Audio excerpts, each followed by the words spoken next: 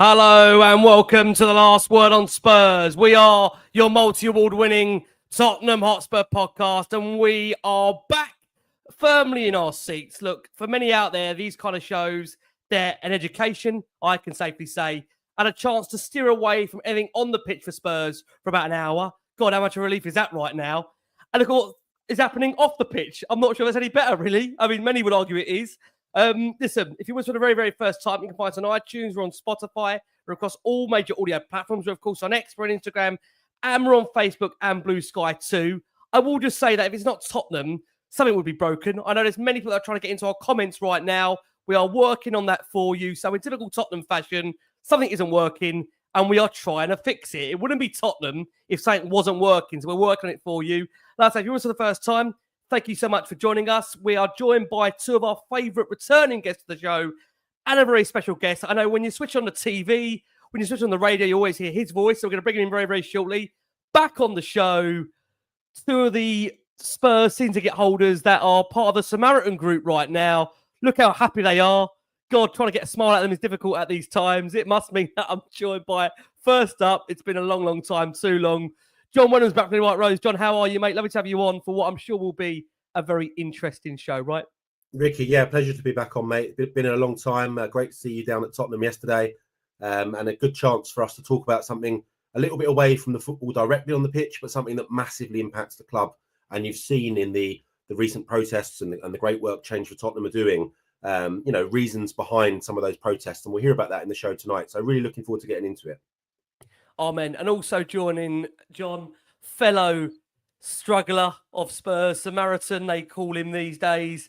I don't know how many more years we're going to have to put him through going there, but he's trying to rise a smile. You can see in the background, there's no way getting away from his beloved club. It must mean Adam Osper's back on Last One on Spurs. And always the first question with Ads is, how is the Wi-Fi? Let's find out. Ads, can you hear us?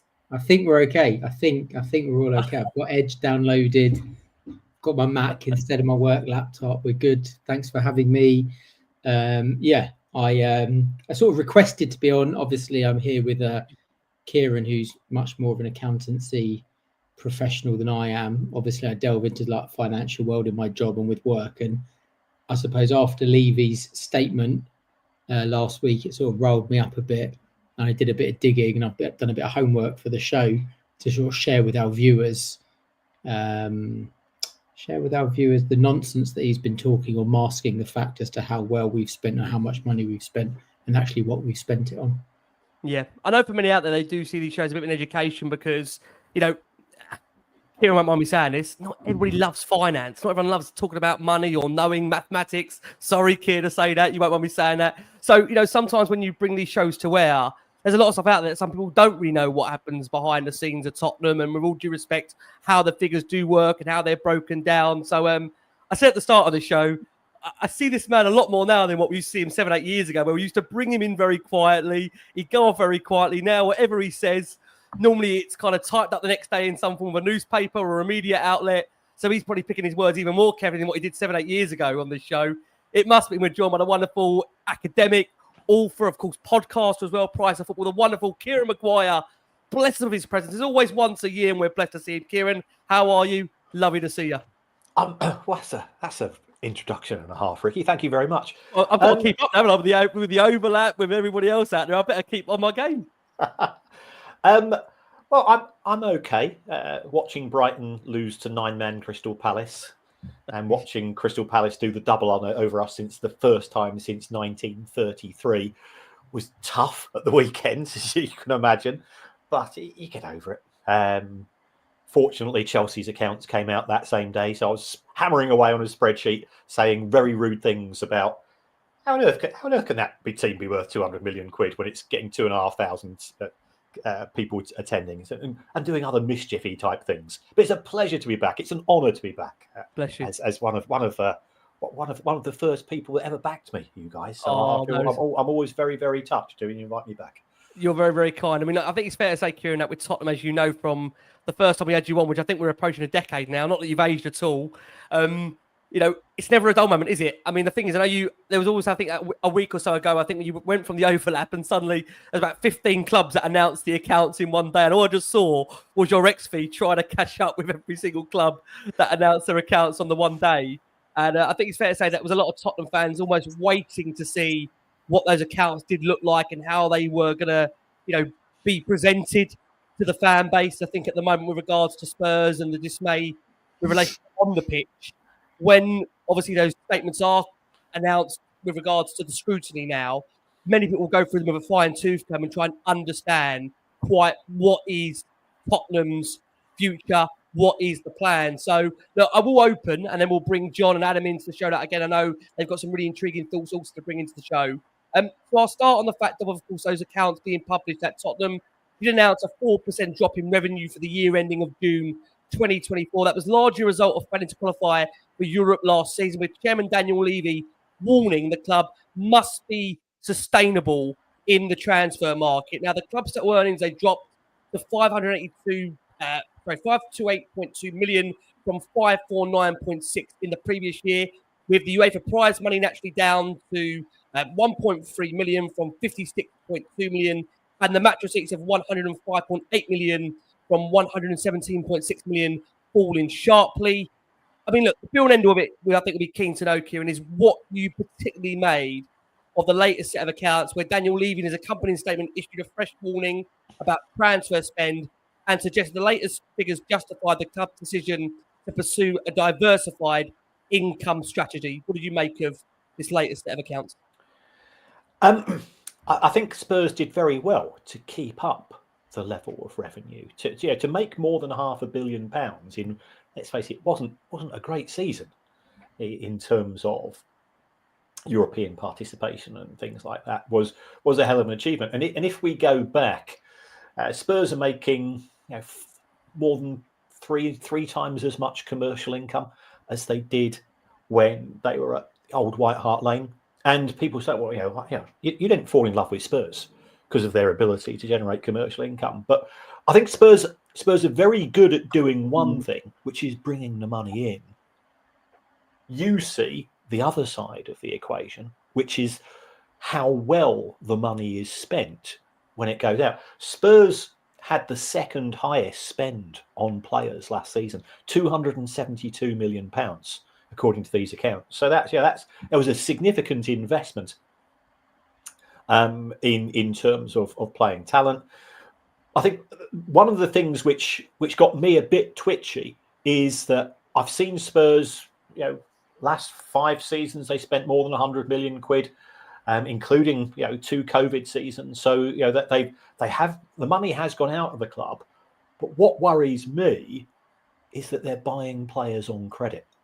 So they now owe £441 million, not to banks, but to other football clubs in unpaid transfer fees.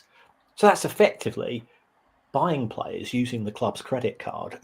And that's not necessarily a great thing to do, because it means that when it gets to the summer of 25, the first thing you've got to do is to pay all of those instalments on players that you signed perhaps 1 year ago, 2 years ago, 3 years ago in those summer windows. And then if there's anything left over, that can go into your summer pot. So I think that was the major thing. As always, Spurs are spending a lower proportion of their money on wages than any other club. And it's not something that you can, it doesn't make for a good chant, does it?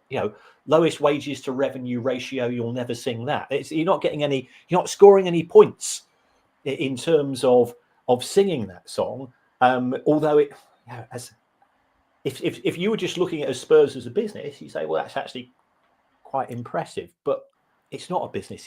It's your heart and soul. It's your history, your heritage, your identity, and you want something in terms of success, because although Spurs' wage bill has now fallen, it was below Villa's last season. It was only just above that of Newcastle. So the big 6 is now the big 8 in terms of what we are seeing.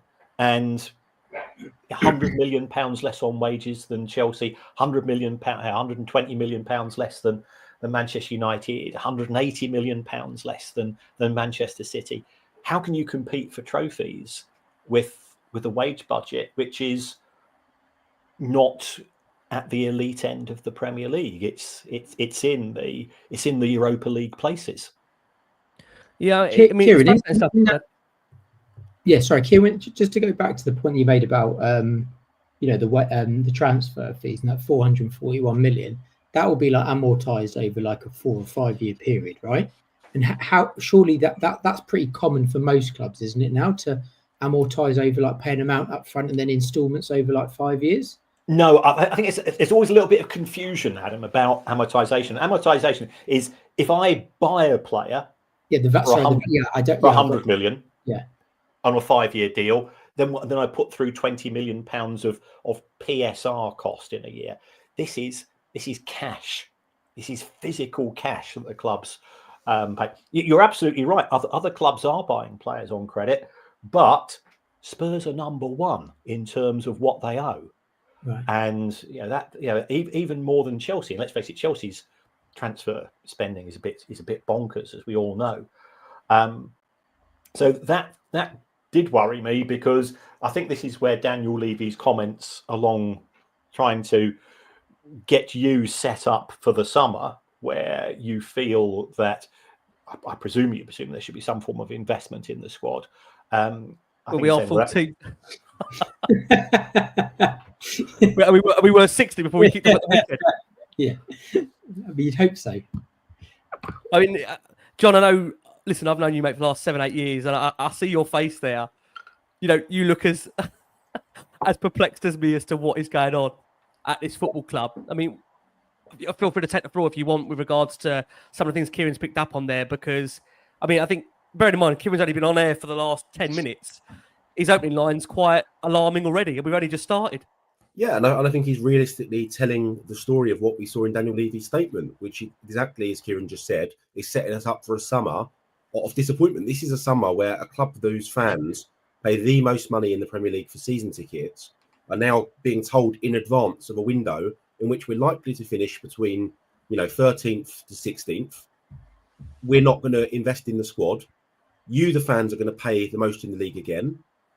And, we need a huge overhaul this summer, a huge overhaul. It is not acceptable for a club of Tottenham standards to be where they are in the table this year, to have multiple players that are not good enough, unfortunately, to be at the football club.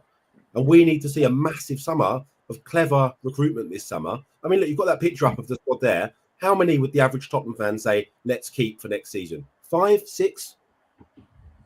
It's a sad reality, but that's where we are, So this summer needs to be a big summer for Tottenham, and Tottenham fans struggle to understand, when there's events going on every day at the stadium. It's London's third biggest conference centre. There is money coming in left, right and centre for multiple other events. Why the football team is in a worse position now than when it left the 36,000 seat stadium. The football team is worse. Fans' enjoyment of going to the club is worse. So we need to see more this summer, and it's really worrying that the chairman is already sort of setting the feelers out there. And I do touch on Kieran's other point about Tottenham paying in instalments and Tottenham, seemingly doing deals with clubs they've already got deals in place with. Touching point is obviously James Maddison, who was signed for £40 million the same summer. Harry Winks was sold. The following summer, Oliver Skipp was sold to Leicester. Leeds United, Archie Gray was signed. Then Joe Rodon was sold. Looks like Emmanuel Solomon will join Leeds United this summer. So it does feel like, we're always getting a second. We can't go and get these first-rate players because we can only pay in instalments, or we can only play in plans. When Arsenal went out and got Declan Rice and made that statement signing, did they, come up with all these strange repayment terms and you must buy X player off us? I don't think they did. And I think we're going to see that again this summer. Cunha is another player that would greatly improve us of what he can bring on the football pitch. But again, the other clubs, your Chelsea's, your Man United, your Liverpool's will go, they'll find the release clause and they'll pay it. But we are always told, we can't compete at that level. And I think fans are getting very frustrated with that. And that's why we're seeing, some of the protests we're seeing at the moment, and why I believe they will continue to grow. No, John, some fabulous points, and I know many will be agreeing with as they listen and watch this show live. And I know you've got an interesting piece we're going to bring into the show shortly with regards to the 700 million figure Daniel Levy outlined in his statement. I need to ask if I can, Kieran, with regards to Daniel Levy, because he did come out swinging with relation to that latest statement. And look, as you know, there's been now a couple of protests where Spurs supporters have kind of made their feelings that there's now those calls for Daniel Levy to stand down and let somebody else take the reins. You know, that banner that can often be seen inside that stadium that is now being accustomed to being shown definitely on home games is 24 years, 16 managers, 1 trophy, time for a change. In his annual statement, Daniel Levy delivered 46 words in which he hit back at criticism of the way he's been criticised with relation to the club being run. He said, look, since opening our new stadium in April 2019, we've invested over 700 million net in player acquisitions. Recruitment remains a key focus, and we must ensure that we make smart purchases within our financial means. I often read calls for us to spend more, given that we are ranked as the 9th richest club in the world. And he made a point in suggesting and stating we cannot spend what we do not have, and we will not compromise the financial stability of this club. Indeed, our off-pitch revenues have significantly supplemented the lower football revenues this year, testament to our diversified income strategy. You've kind of, given us an outline already, Kieran, with regards to the debt Tottenham have racked up with relation to, the signings of players so far. Is this, do you feel, Daniel Levy giving fans a warning maybe to not expect a huge transfer kitty this summer, do you feel, whoever is in charge? Well, I agree with him in the sense that you need to spend smart rather than just spending big. Yep. But you've also got, but as John said, you're paying the highest prices in the Premier League. If I go to a Michelin star restaurant, I don't expect a Big Mac and fries. So you as consumers, and a horrible word to use it, but you as consumers are being expected to pay premium prices and are not getting a premium product. So I can understand. And if he starts, when he says the money has been spent and I'm not going to waste it, he lends himself open to criticism, because over the course of the last 6 seasons, Daniel Levy has earned £26,231,000. And people will say, well, we expect a return on that. We're investing in you, Daniel, to be the custodian of the club. We expect some form of return on investment on the pitch. And your investment is financial as fans, but it is emotional. And that emotional return on investment is not... It's not happening, but it's not even getting your hopes up, and that's the greatest thing in football. It's hope. If you go into the last couple of seasons and you've still got a chance of this, that, or the other, and we could be having a conversation, by the way, Ricky, in 2 months' time. Spurs have won the Europa League. Spurs have qualified for the Champions League. You've just had the night of your life in Bilbao. I'm not sure how much you've seen us play here recently. It's not happening. It's as nice as it sounds to dream. It's not happening. I mean, I want on that point there before I bring back in John and Ads. I mean, I have to ask you, Kieran, what do you personally make of Daniel Levy still being the highest paid chairman in the Premier League, given the current state Tottenham find themselves in on the on-field aspect, and the fact that it just feels that there's nobody that he actually is accountable to at the moment? Is that a fair point? Is there anybody? I mean, are there KPIs that are set for Daniel Levy, do you think, that he's achieving to be able to be paid out what is, again, we mentioned that point, the highest salary that a chairman is taking in the Premier League?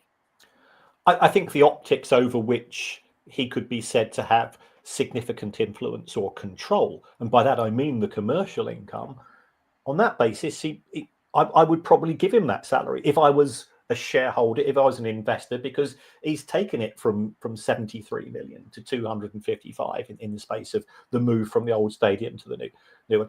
So if that's all that they're going to do is to use financial KPIs to judge the football club, like I said, the optics are awful.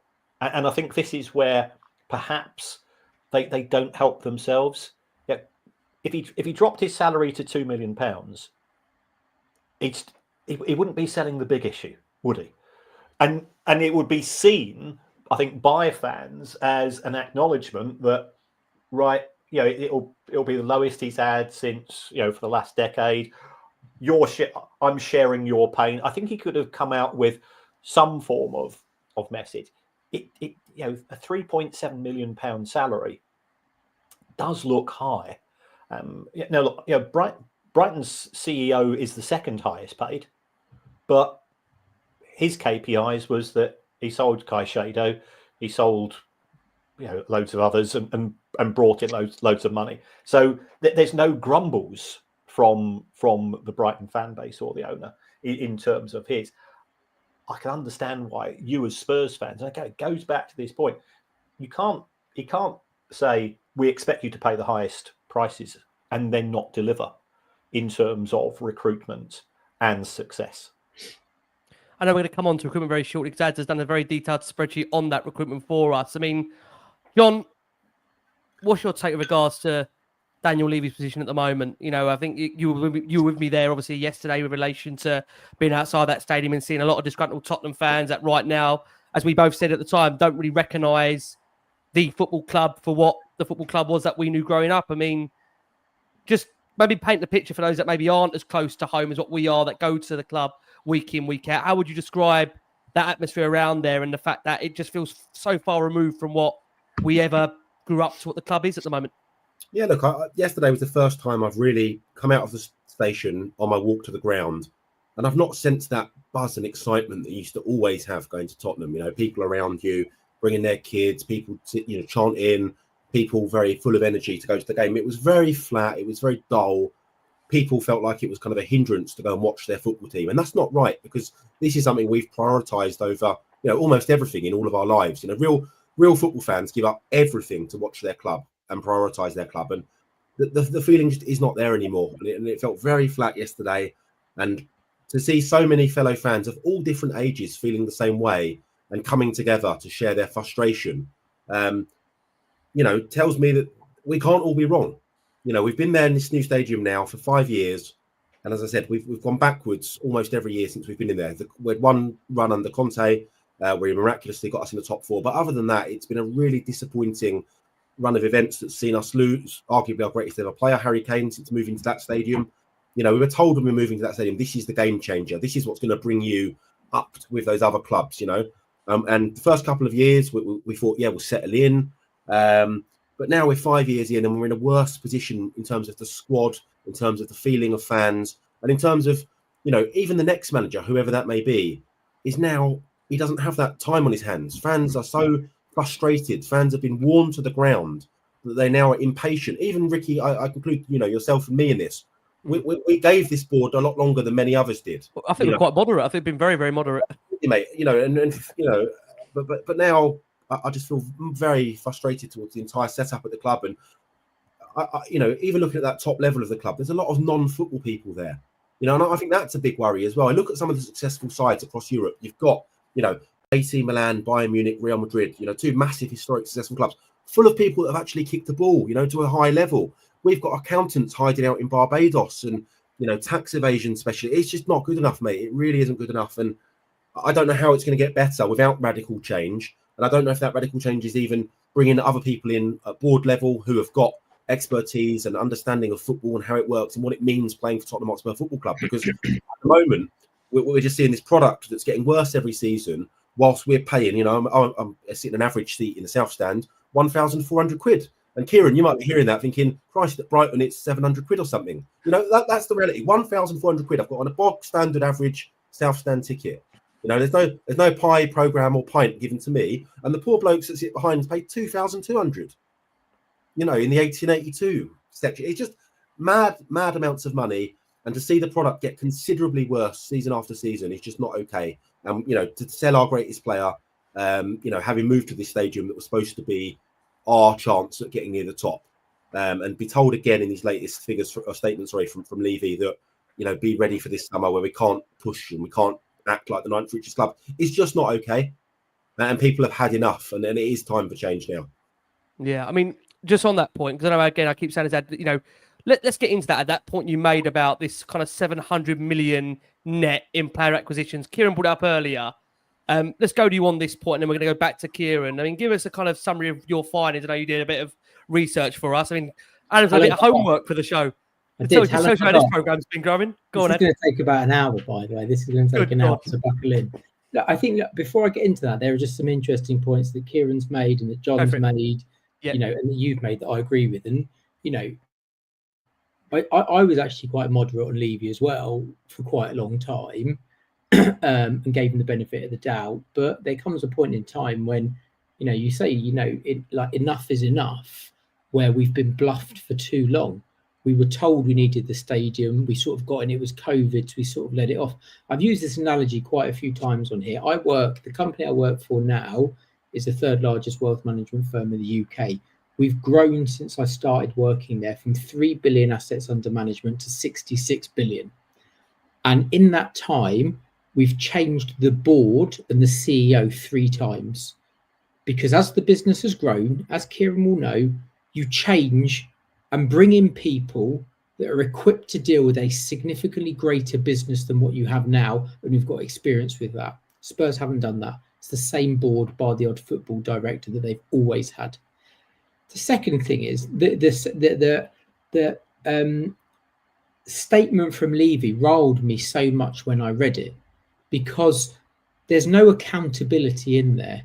There's no, we spent money, but actually we've made some significant mistakes with our transfers. There was none of that. It was just, we spent money. Be happy that we spent money. And so basically I've sat down and I've gone through it. I've put all the way back until we moved into the stadium, and I've listed the players under poor, which is being generous, okay or TBC, because they may be new and we've just signed them. That must be the longest list in the world, that next one. Yeah, and then good players, okay? So the poor players that have gone, okay, Ndombele, Bergwijn, Sessegnon, Lo Celso, Jack Clark, Reguilon, Doherty, Rodon, Gill, Royale, Richarlison still there, Vélez, Phillips, Solomon. 14 players, transfer fees £350 million, recouped to date. So Richarlison's still there and maybe Vélez, but we'll lose a ton of money on Richarlison. On that 350 million, we've recruited 61. So we're 300 million down, excluding wages. Okay. Okay players. Højbjerg, Bissouma. I've put Ndoggy in there, Porro, Johnson, Maddison, Dragerson, Solanke, Gray, Odegaard, Danso, Kinsey, Spence. And I don't want to get into a debate about everyone goes Spence is great, Gray's talent and stuff like that. Yeah. Spence has played well. The reality is he's been here for 4 years. He's played well for about 7 games. Okay. So I really like him, big fan of him, think he's good potential. But okay, that's 401 million. Good players. And by the way, since we moved into the stadium, it wasn't until January 22, so 2.5 years, that we signed any good players, which was when we signed Bentancur and Kulusevski. So the good players, I've put Bentancur, Sarr, Kulusevski, Romero, Van de Ven, Vicario and Bergvall. 192 million, 8 players. Outside of everything that I've just sold, everything I've just said, these are the list of the players that have left the club. And I know a lot of them were old, but this highlights the mismanagement and the misspending of what we did, because we had a great squad of great players under Poch. And literally, the lot of them have gone for zero. Kane, Eriksson, Trippier, Wanyama, Llorente, Rose, Vertonghen, Alderweireld, Dele, Lamela, Aureus, Sissoko, Winks, Sanchez, Dyer, Mora, Lloris, Skip, Tanganga. 20 players, 162 million, of which half of that was on Kane. So that's 80 million recruit on 19 players, of which you could argue probably 10 of them were elite players. So it's absolutely shambolic when you look at that. Sorry, I did say, sorry, Colin. I did. Okay, sorry. I forgot this. We're scared to guess off. I've tuned into a horror show. Lone players. Tell, Perisic, Longley, Danjuma, Werner, Genson Fernandez, Vinicius, and then there was one good one in Gareth Bale. And then I just put a rough number in for 4 manager payoffs. Jose, Conte, Poch, Nuno, I've assumed 35 to 40 million. So the reason why we've got no money to spend is because, you know, that's where it is. We spent 192 million on 7 decent players, and then we've lost about 800 million plus all of the money we didn't get for all of those list of players from that thing and managerial payoffs. Yes, So I mean, that's what rolled me so much about that statement where he said we said 700 million net. yeah, On top of that, which I didn't have time to do, but I was going to do, I was going to look at when we signed all of these players, because people like even like Lo Celso and Sessegnon, they were signed on deadline day. Yep. So you've got to factor in the fact that Levy bought all these players or loaded these players on deadline day and squeezed the hell out of the club, so we didn't have them for pre-season. I didn't have time to do that. That would have taken too long and probably sort of had people like hanging themselves and stuff like that. But it's sensational, isn't it? It is incredible. I mean, when you spell it out like that, it's quite unbelievable. And then you do understand where the money has gone and why maybe it's going to be a very difficult summer in store. I mean, Kieran, I asked you actually earlier with relation to who Daniel Levy is accountable to. And I think we're obviously in a situation where, I mean, Az brought it up there in regard to his current workplace and how the structure has changed over different times when it comes to obviously the company looking to move on. I have to ask you, Kieran, at the moment, you know, we are led to believe that Daniel Levy, I think, owns, I believe, 29%, if I'm right in saying, of the shares in Tottenham. And you've got the rest that are made up through, I think you've got ENIC and the Joe Lewis Trust Fund, if we're led to believe that that's how it's currently structured at the moment. You know, where or if, can you see this actually changing at some point where, you know, how hard is it going to be to really force a change in this hierarchy, given, as we've said there, nothing has really changed. And John said it earlier as well, that you've had the same people operating the same kind of model over the last 20 to 25 years. And within that time, we have also moved to a 60,000 seat stadium from a, with all due respect, 35, 36 seat stadium in White Hart Lane. It is a shareholder's decision. What the shareholders are looking for, I think, is difficult to identify. If as an outsider, if I was to say to you, what position would you expect the club that constantly has the 6th highest wage bill to finish in the table? You'd probably say 6th, and that's where Spurs have been. I think you were sold with the move to the new stadium, along with substantial price rises to you as fans, that 6 potentially could become 5th, 4th, 3rd, and then it's, you know, to punch above your weight from 6th to 1st, I think is difficult. To punch above your weight from 3rd to 1st is less difficult. So it is a shareholder's decision. Working out what's happening at ENIC is impossible. Trying to work out the ownership of ENIC and the role of the Joe Lewis Trust is very complicated indeed. When I'm teaching this at business school, and I teach for the League Managers Association, I teach for the Professional Footballers Association, I teach this for MBA students, we always look at the business, and we don't talk about the individual club, and the success or otherwise of the club comes down to 3 things. It comes down to the resources that you've got. Now, the move to the new stadium is really good. You know, in terms of the additional financial resources it's giving Spurs, it is transformational. You look at opportunities. Okay, Spurs are in the Premier League. Spurs are in London. Spurs have got a global fan base. You know, the fact that you're paying... Is there another team in North London? I think you're playing in some sort of friendly in Hong Kong, though. Yeah, this is a size. I think we're just about to tie up a friendly with Newcastle in Seoul as well. So we're getting our money's worth this summer. Yes. So you've got the opportunities because Spurs is seen as being a big club and a big brand, for want of a better phrase. So you've got the resources to be competitive. You've got the opportunities to be competitive, especially if you qualify for the Champions League. the third element of success at any business, and I think this is what Adam was referring to earlier, it's the quality of executive decision making. Liverpool, I think, a really well-run club, and I look at the Liverpool recruitment strategy, and they don't make too many clunkers. And if I've got the figures here, Liverpool's squad together for all the players cost £25 million more than Spurs. And you look at the quality of what you are seeing on the pitch, and you're going, well, that's more than a reserve left back, isn't it? Yeah, because £25 million would buy you a second choice left back. So how much big is their wage bill? Sorry. The wage bill is about £100 million more, but they're playing in the Champions League. Yeah. And if you take a look at Spurs, on the basis of the figures I've got in front of me, the average weekly wage of Spurs is £99,000 a week. At Liverpool, it's about 120. At Manchester City, it's 180.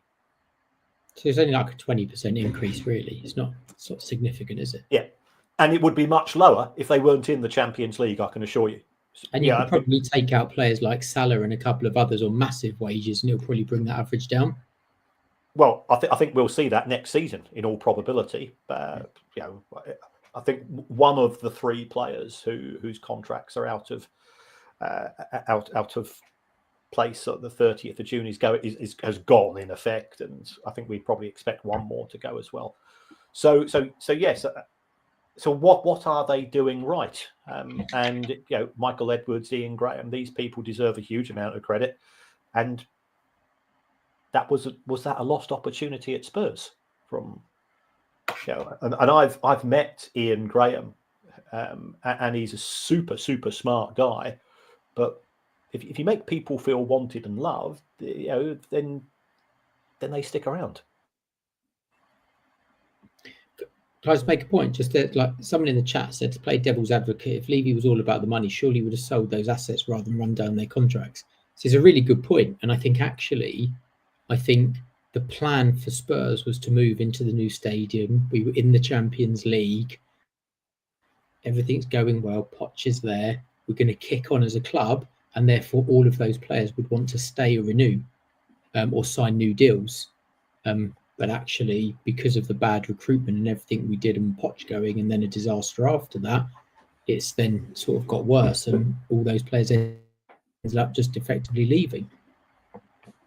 Yeah, it's fair points. Go on, John. Yeah, just to come in on the wages issue, and I know sometimes we're seen as we couldn't bring someone in on 300,000 a week or 350, like Salah gets, and like those real elite top level players demand and get. But it's only paying, Werner and Davis's wages. That's the reality. That's the reality. So we can't attract a Salah because he's on 300,000, for example. But instead, you have Werner, Davis, and someone else, and force them. So sometimes in life you have to make sensible decisions, and to get those really top end players, you have to play proper money. And instead of just getting 2 or 3 okay players, get one elite level player. And just another point. Liverpool, sorry, just before we finish up, Liverpool's recruitment always gets heralded really well. You've got to remember, Liverpool had a real touch of luck with the Saudi League coming in for a 32-year-old Fabinho that I think would have been released on a free at the end of his contract, having had a terrible final 18 months at Liverpool, and suddenly 40 million appeared from the Saudi League. And that same summer, big money appeared for Henderson as well.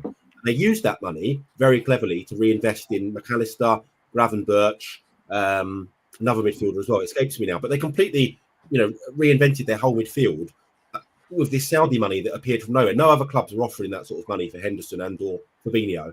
And obviously, with Liverpool again, when they sold Coutinho for 142 million, that was the money that was spent on Van Dijk and Alisson. People say, they spent 100 million to guarantee the league. Well, no, they just cleverly reinvested that money, and they sold Coutinho at absolutely the right time to sell him. And history will remember that. Unlike maybe Spurs, who at one point could have got 80, 85 million for Eriksen, maybe 50 million for Eric Dyer at one point, as crazy as that might sound to some people. We kept those players until they had 6 months left on their contract, or we kept them, until they basically were paid off to go for nothing. Because we, instead of risking replacing them, we just kept those players in the squad for a significant period of time. And a final point just on wages, I'll never forget when poor old Jan Vertonghen, I think he signed on a 6-year contract on about 34 grand a week. And he came from the Eredivisie, so his wages over there were even lower than, the average Premier League wage. But he was outstanding for us, Jan, for 4 or 5 years. And when he got towards the end of that contract, they just extended him with a 2-year club option. So he never actually was rewarded with a pay rise the entire time he was at Tottenham. And we've had absolute rubbish like Ndombele, at the club since, earning 4 or 5 times what Jan got. So, yeah, as a club, Tottenham haven't done always the best things to reward their greatest players. I think you made a really good point there, about the how you buy the players. You end up buying 4 players. Like the best example always used is if you look at when we sold Walker, how many right backs have we bought to replace Kyle Walker? 6? About 7, 6, 7. 6, yeah. And and maybe now we found one that's decent. Yeah, we've probably spent double the money we spent on Walker to replace him. Yeah, and absolutely. Not got anyone as good. Yeah, it's a fascinating point that. I mean, Kieran, I want to ask you about the club's wage bill, which I'm led to believe it dropped by 12% from the 22-23 season, which maybe only reinforces that perception that under Levy, Spurs are cutting costs in key areas rather than pushing to compete at the very highest level. And, with Tottenham, I think they're ranked 7th in the league for their wage bill.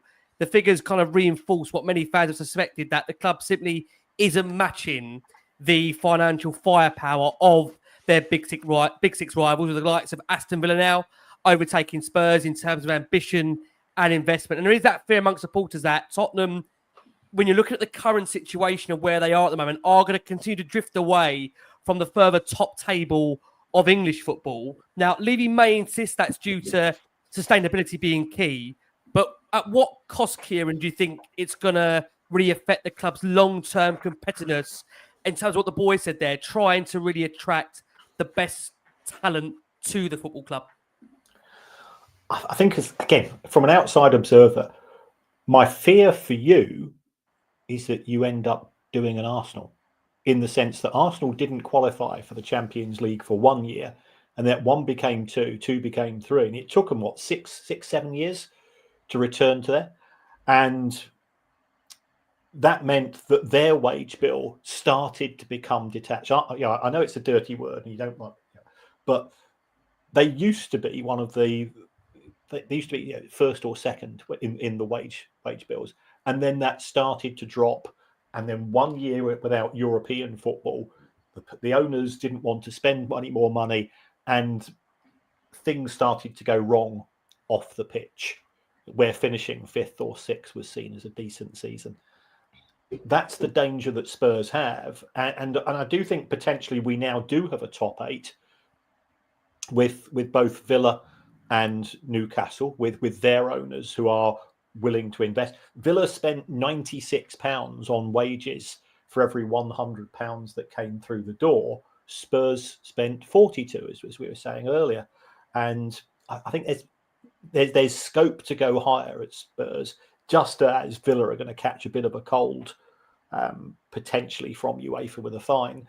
But yeah, if I'm a Villa fan, I'm going for Europe, quarterfinals of the European of the Champions League, and FA Cup semi-finals. Yeah, on the pitch, it must be joyous. And I like Villa as a club, because I'm old enough to remember them winning the European Cup in the 1980s, before any of you guys were born. But I'm an old guy, and I think everybody had a bit of affection for the club at the time, and it's seen as being a big city club and so on. But the owners have come in, they put their money where their mouth is, they put a huge amount of money into the club, and they've started to reap the rewards.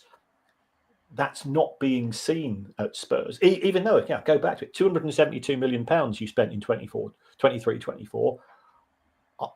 I couldn't name a single player who you signed. I listed most of them just now. I know, yeah. In the average list.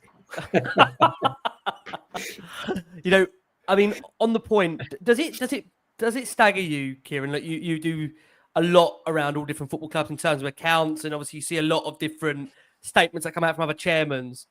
Does it baffle you, just purely as an outsider, there's a real lack of accountability from Daniel Levy around the recruitment at Tottenham? I mean, Adam listed off there our recruitment model over the course of that period. you actually mentioned someone that I think a lot of Tottenham fans still have a lot of affection for, that do pay a lot of attention to sport. John, I think as we spoke about him before as well, Paul Barber, you mentioned.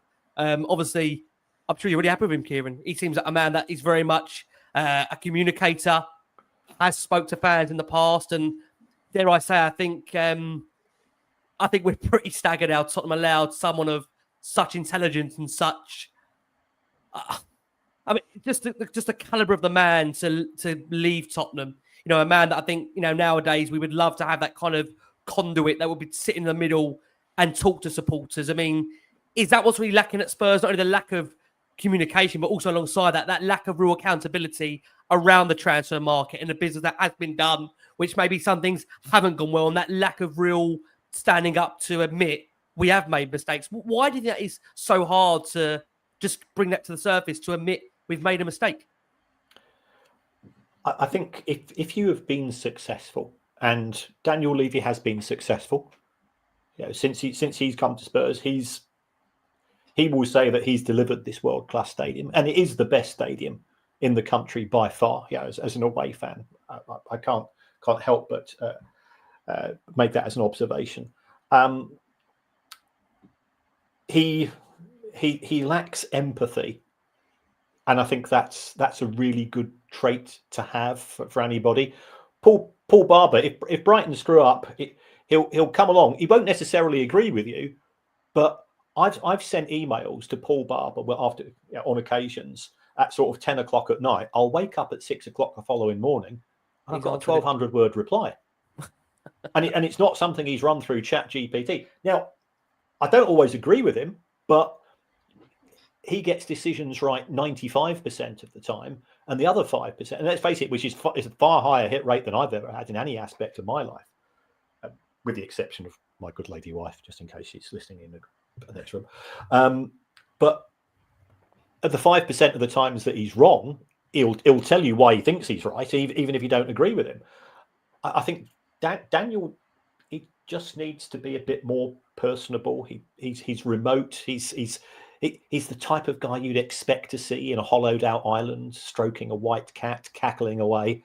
And I don't think that he really helps himself in terms of his. Don't sign off letters to the fans with the word Daniel, because he's not your mate. He doesn't want to be your mate, and that just comes across as incredibly insincere. Even Paul Barber says, he'll put his full name, and he'll stick an OB at the end of it as well. Go on then. It says a lot. It says a lot. The fact that you had somebody like that in the club, he didn't last very long, and he left Spurs to go somewhere else. It tells you what you need to know. The other thing that doesn't even get spoken about anymore when we're talking about how you could generate more money for players is the naming rights. That was like the massive thing before we moved in. We're the only club probably in the world who's built a brand new stadium and hasn't sold the naming rights. Well, they've had opportunities to sell the naming rights. I know they have. On more than one occasion. I know. And on every occasion, somebody at the other side of the table made it too difficult for them. It's the same situation with selling the club. There's been offers on the table numerous times, but somebody doesn't want to leave. So just two questions for you, Kieran, which comes back to, do you think that they're specifically stripping down the wage bill now, effectively to increase the EBITDA and profitability in order to sell the business to try and get a higher multiple?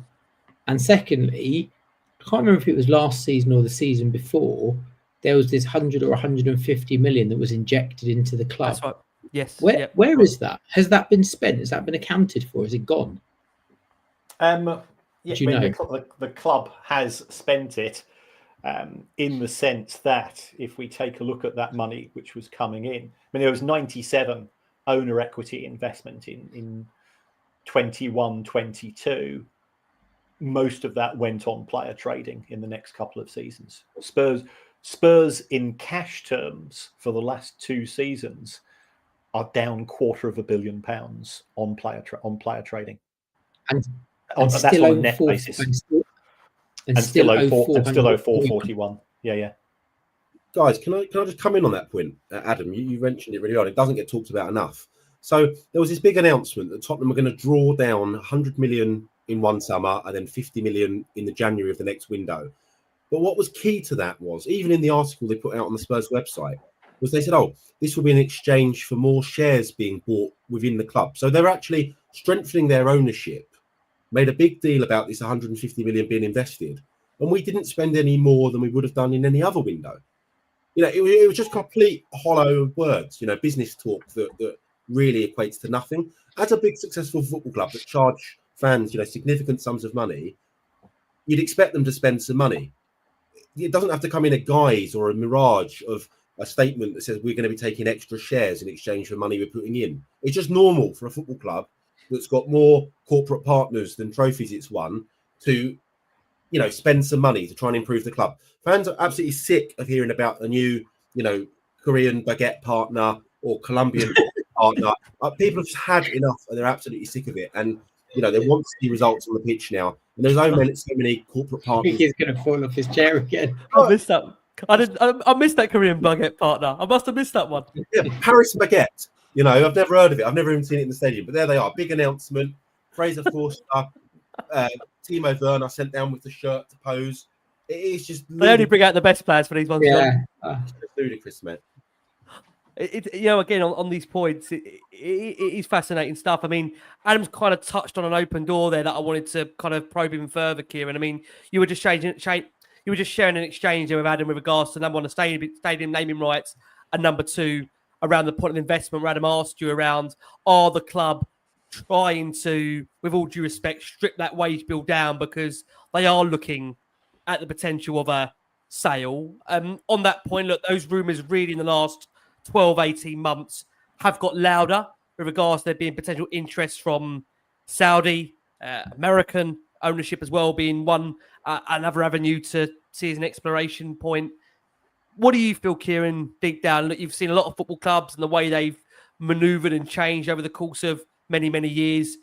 Do the figures and what you're seeing from Tottenham suggest to you that they are looking in the imminent future for maybe selling?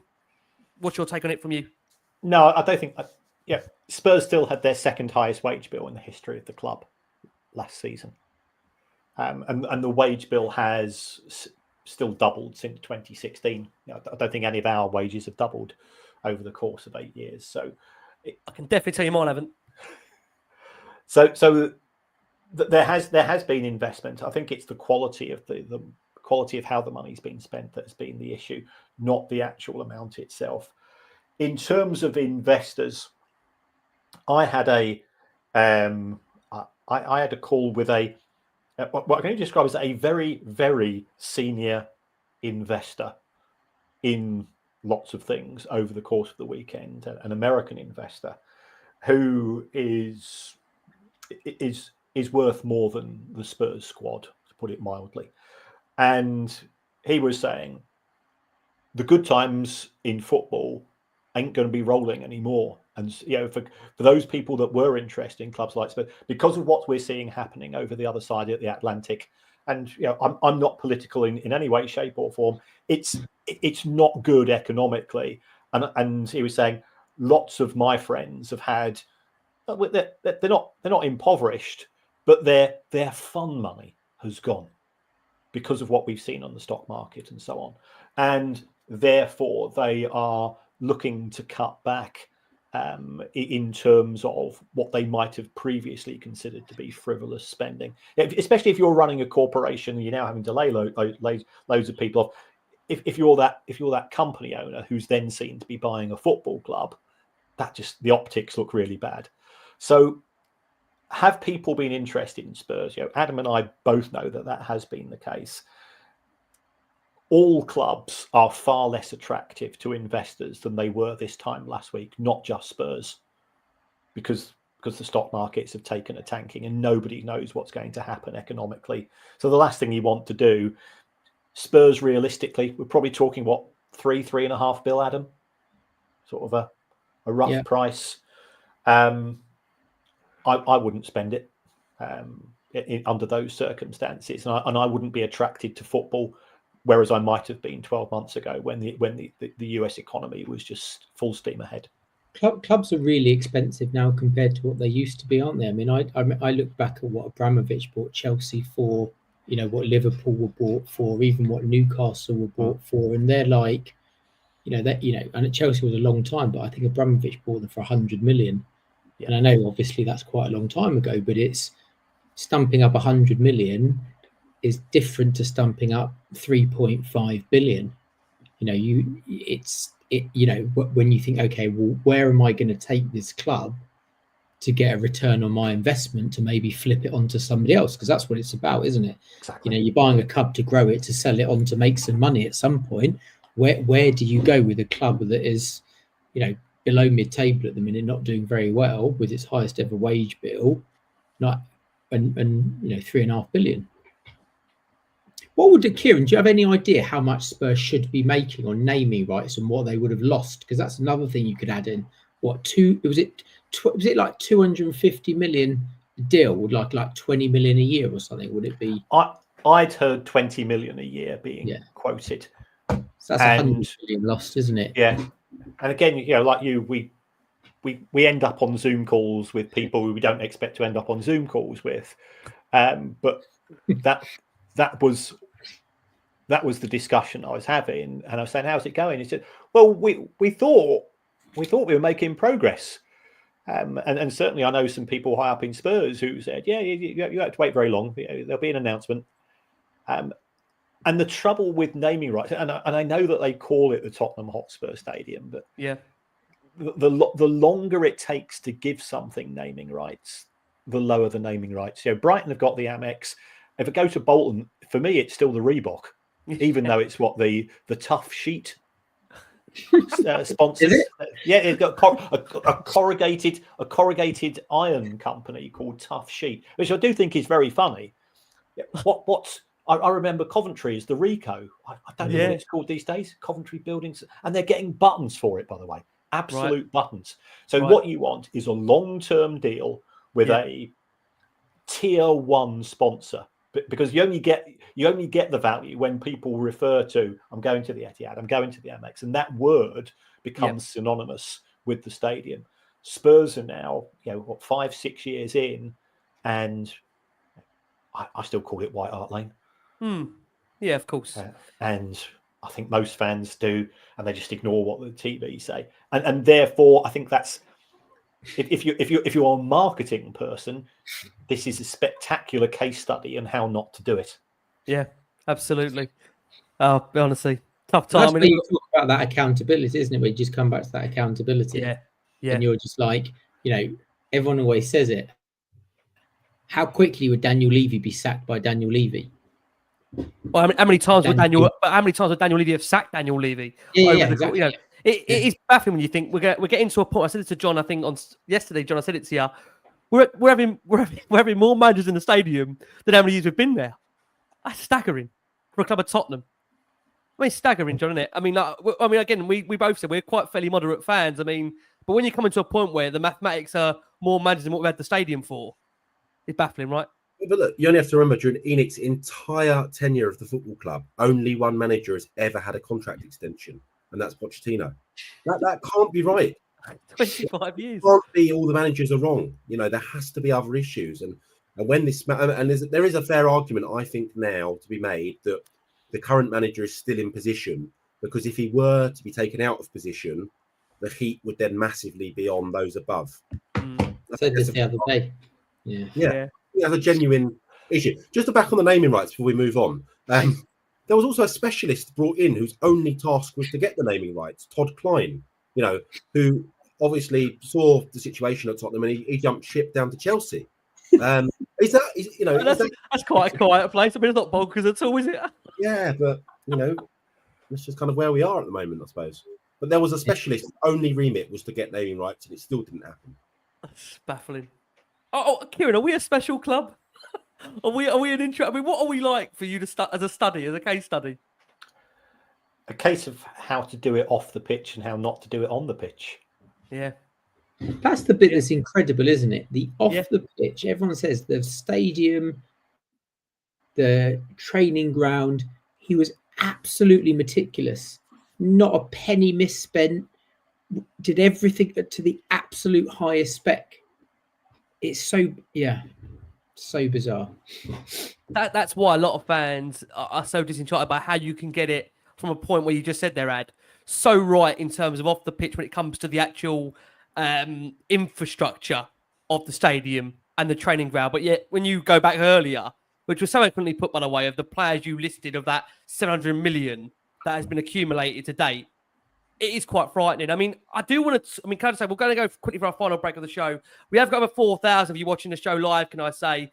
And if you've just walked in, you may think, what have we walked into?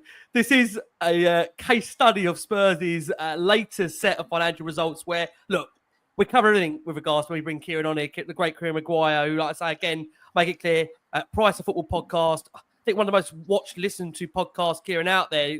Amazing what you do. Isn't it funny, Kieran, now, the finance, we got you on it 8-9 years ago, going back now, how much this has grown as a subject now, and why, with PSR and why so many football clubs take such an interest in it now.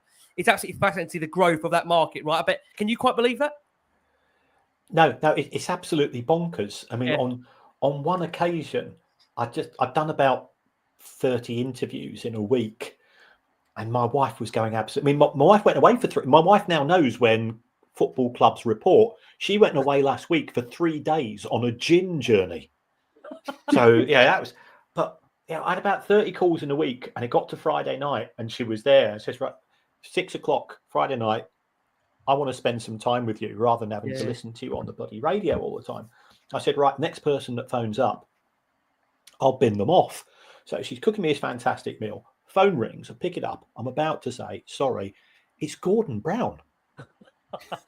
and he's going, because he's got one of those really recognisable voices, and I'm going, what? I can't tell him to bugger off, can I? But he's very, very serious guy, and he spends 40 minutes going through PSR, wage control, this, that, because he's going on telly the following morning, and he's no longer involved in politics, so therefore he can't get his briefings from. So somebody at the FA dibbed my name to him, and I couldn't shut him up. And the wife's there like that. Yeah, the dog at MIT that night, thanks to Gordon Brown. I mean, hopefully Gordon Brown won't be in the comments. I'm not sure how much Gordon Brown's got an interest in Tottenham's financial activities these days. I'm also joined by the wonderful John Wenham at Lilywhite Rose and Adam Osper, 2 fellow season ticket holders at Tottenham that are, quite frankly, at the moment going through the mill as what is life as Spurs fans, that we all are trying to, look, you guys know this, we've got no escape. There is no get out. We are stuck here for good, and there's no way of escaping this. This is what it is. It's who we are, mate, as the current boss, as Postecoglou would say, it's who we are. God help us. We can't wait for that catchphrase to leave us. As much as some of us can't wait for that maybe to be moved on as well. I do want to close the final bit of the show, if I can, Kieran, just on the impact for the fans, right? Because, John made a point earlier in the show where even you, Kieran, looked like me. You look like you're going to fall off your chair when John was suggesting what he was paying for his season ticket and, just overall pricing structure at Tottenham. I know a recent study revealed that Tottenham are the most expensive team in the Premier League to support. Spurs fans spend an average of almost $2,000 per year on season tickets plus merchandise. The team does sit currently 14th in the league, 31 games played. The same study also found that Spurs have the most expensive merchandise in the Premier League, costing an average of £205.60 for the team's home and away kits. Is it becoming harder, do you think? Or maybe it's not, by Daniel Levy's latest statement. Is it becoming harder for fans to almost justify what they're being served up as the product on the pitch when you're expected to pay what you're being paid and where the club is at? This must be a fairly unique situation, Kieran, isn't it? From the clubs that you do cover to Tottenham as a club in general. I don't know what to say. I feel like we are a very unique club in relation to this current topic. In terms of your contribution, Spurs fans on a very regular basis pay the highest proportion of total income from match day compared to the overall total. So your contribution is huge. Just to put, John will probably start crying here. My season ticket at Brighton cost me £605, and for that I walk 40 yards down the road I catch a bus for free, which takes me the 10 miles to the ground and back. So you get free transport throughout the whole of Sussex on match days. So that's worth, that's going to be worth a fiver a match. So that's another £100 off. So I'm effectively paying 500 quid for my season ticket. It's a brand new stadium. It's not a great stadium like Spurs, but you still get a cracking view there. And I don't feel I'm being ripped off because the club's owned by a fan who's put £500 million of his own money into the club, and that sense of bond I feel I've got. I don't think you feel that you've got it anymore because you've become distanced and you've been seen as a walking wallet to be emptied. Yeah. And that works for the international fan base. It's a day out. I absolutely understand that, and it's a tourist experience and so on. But those people are standing on the shoulders of giants, and you are the giants. You are the fan base that fell in love with Spurs at the age of 7 and who are still going now.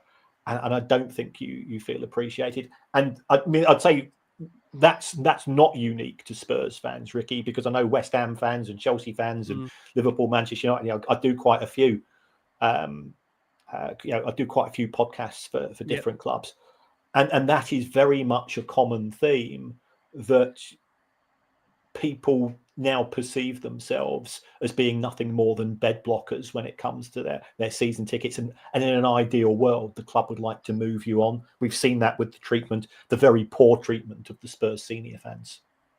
Yeah, but the best example of that, one of the best examples of highlighting that was after the Chelsea game, when the cameras went to the away fans and there was a large number of the Spurs traditional fans sort of shouting abuse and very angry at the team. And then when it panned sort of left, there was some Son fans clapping and cheering, waving a Son shirt right next to them. And you just thought that's exactly the disparity. You've got fans that go there, they've been going a long time, that support the team, that are angry. And then there are fans that are going for a tourist type event because they're there to see Son because they've come over, whatever it might be. And you do notice that more now. And in the same game, the manager decides to cup his ear to the fans of the away team. He wanted them to cheer. You couldn't hear them. Yeah. I mean, as you can tell, Kieran, we're a slightly emotionally scarred bunch, right? That is currently, I mean, I suppose the key question to ask is, I mean, you've covered that investment question for us. You've given us the concerns with regards to the unpaid transfer payments that unfortunately Tottenham are going to have to deal with this summer before they maybe even look at what actually comes in the rest of that window to come. What is the future for Tottenham, Kieran, to end on? I mean, that maybe is a very open-ended question to ask, but what do you see being the future for Tottenham and for the fans? I mean, you suggested there you don't think a takeover is imminent. Is there any hope for fans that we will get, to some degree, this football club back to a place that we'd recognise it at all? I think there's a potential fork in the road coming in the next few weeks. And again, it goes back to Europe. You are 5 matches away from winning the Europa League, aren't you? Mathematics, logic, paper-wise, we are, yes. And you only have to win 3 of those. You can afford. So if that happens, the Champions League now is a transformed tournament under the Swiss model. You will get 2 A-listers coming to White Hart Lane next season. Now that's good for Daniel Levy. Remember, look what happened at Aston Villa. They were charging fans £97 for a ticket to see them in a group stage against Bayern Munich. So it won't be cheap, but that could be, in my view, an extra 80 to 100 million pounds coming into the club. So winning those matches could make that difference. If that money is spent well, then there's no reason why you can't have a substantial uptick next season. if you Kieran, don't you've make not progress, understood Spurs at all. You've just said winning a trophy and spending well. You know, there's big ifs, You've not got it, have you? but it's the hope that kills you. As we all know, we as fans, you'll be moaning, and the next time you go to see Spurs, 3 o'clock kicks in, that's it. Right, come on, we can do this. We can do this. Yeah, you convince yourself. And then they kick off. Kick off. Yeah. But you know what? On that point, it's funny you mentioned A-listers there, and my immediate kind of thought shot to: were you talking about players or were you talking about concerts? Because I mean that's another thing that's kind of getting fans. I mean, I think getting fans down at the moment, Kieran. I think you made this point as well a lot. I mean, I don't think general football fans have got a problem with regards to the concerts, the boxing, the NFL happening at the stadium, provided, Kieran, that money that goes into those events comes back in to the football club, right? I mean, that's how you would logically see that. There's not a problem with that. Yeah, I mean, to put it into context, the commercial income now exceeds the wage bill. So all of the money you're making from that part of the club is paying the wages there, which means that, again, going back to what John was saying earlier, why are you being expected to pay the highest prices in the country? Yeah. By all means, let the Beyonce fans pay for it. I've got no issue with that. But to expect you to stump it up seems very harsh. Yeah. I'm going to close with Kieran, but I want to just ask John and Adam, because I mean, John, I'm sure you agree, it's been a really fascinating conversation, which I want to say I go away and feel great and brilliant because Kieran's been on the show, but I think I'm going away feeling worse. I mean, what's your takeaways from the show itself? Yeah, look, I think Kieran really summed up nicely for us the position we are going to face ourselves in this summer, that we've got all these payments on other transfers to make up for bad mistakes in the past. We're still going to be paying for players that we want out the door this summer. But for Tottenham, they need to find other ways. They need to find ways that we can invest this summer and we can push on, because for a club of our size and for a club of our history, it is not okay to be where we are in the table, and we should be challenging for major honours and we should be pushing towards the top end of the Premier League. So I'm hoping for big change this summer. How Daniel Levy does it, I don't know, but he's going to have to do it because fans have had enough whilst paying the most money in the league. I got to say, John, on that point, I've known you for the last 7, 8, 9 years. You are one of the most calmest, moderate fans that I know. And for someone that I know takes so much time in terms of watching a lot of the youth at Tottenham, I know this is obviously incredibly hard to come to the realisation of just where the club is at, right? It's hard because you don't want to believe it's happening, but then you realise it is happening. Yeah, look, it is happening, but, you touched on the youth there. We're talking about the bad times and the money wasted. It would only take a Mikey Moore, a Luca Williams-Barnett, a Janai Byfield coming to showing their potential to the top level, and suddenly you've got someone that's come through your academy and cost you nothing to be worth 50, 60, 70 million, and you give yourself an identity as a team as well, signing those kind of players. So fingers crossed, there are brighter times ahead, and we've got a fantastic academy system, and we can get some of those players through over the next couple of seasons. Yeah, man. John, an absolute pleasure. We know how much we love you on this show. I know it's difficult around kids. No, listen, our pleasure. Ads, look, we often have these conversations. I know you said to me, as soon as I'm going to get Kieran on, you were so keen to come on the show. But the reality is, Ad, we are in the midst of a very tough time supporting this club at the moment, right? That's the reality of it. Yeah, and we're in a perilous position, and we're sitting here. Kieran talks about winning the Europa. I think we have no hope of winning it. If we don't win it, which is my expectation, and the finances are in the situation that they are when they can't spend, then it's a really dangerous place for the club, isn't it? Because we've looked at the top 4, we've looked at the top 6, we've looked at these clubs that are much stronger than us. It's no longer 4 places that you're trying to get into. It's like 7 or 8 clubs. It's something needs to change. The way in which we go around recruiting and buying players and investment needs to change. You can't keep on doing the same thing and hoping for a different result, because you're always going to get the same outcome. Yeah, it is insanity, but I hate to say we've become accustomed to this being the normality. Ads, thank you so much. I'm sure we're going to rush you back for a crisis show at some point between now and you're not sure whenever it is a crisis. You have to keep looking at your phone this season to keep seeing, is it going to kick off? Is it going to kick off? And that means the crisis, not the games. I'm not sure. Have we kicked off this season yet at all? Yeah. Thank you so much, Ads. Like I say, Sports Finance for Thank you. all the work Adam does. Kieran, let me close with you. I've got to say, our relationship stretches back the last 8-9 years.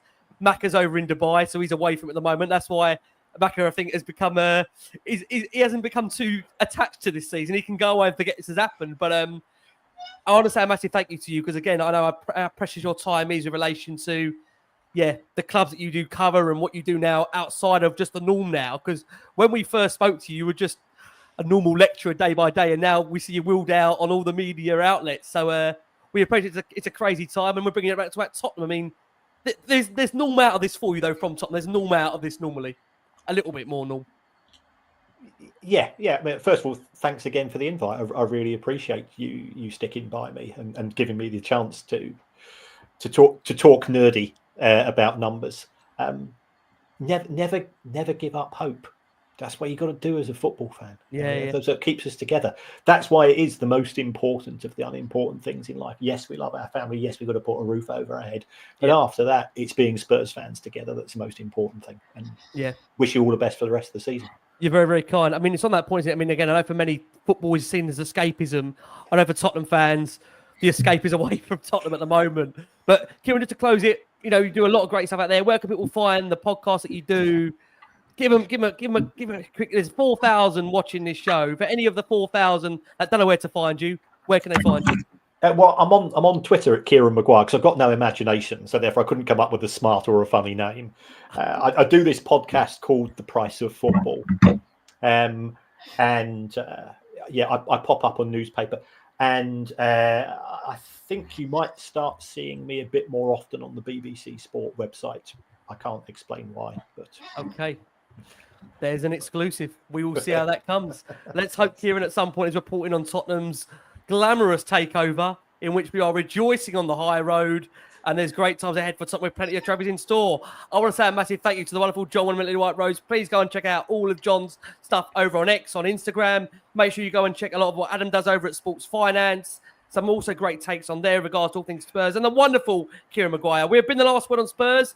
Keep safe, keep well, keep hoping, keep dreaming, keep believing. And in Kieran's words, we can win the Europa League. Thank you so much. And as always, come on, you.